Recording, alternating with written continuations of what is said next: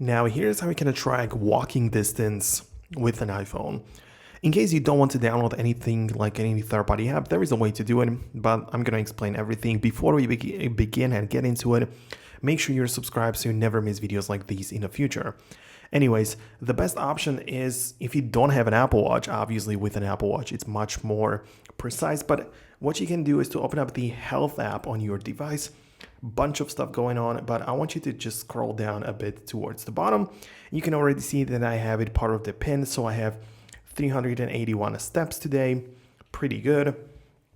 Obviously it is just part of my main section, but if you want to just locate it directly, make sure to click on browse, and in here you can see all of the things which you can track in the health app. So just click on activity and it is going to be anything that the iPhone can register. So it's likely going to be the steps, the resting energy and stuff like that.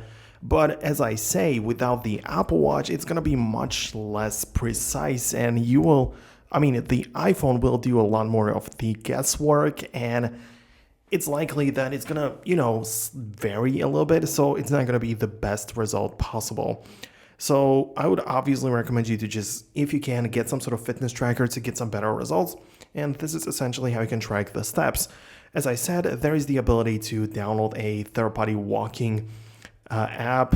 There is one called Pedometer, right? But it can also be integrated with the Apple Watch, or it's just a different user interface in case you want like more details and graphs and stuff like that. But it is using the very same sensors of the iPhone, so it's not like you're missing out on it, or like some tracking or some precision when you get the app or when you don't get it.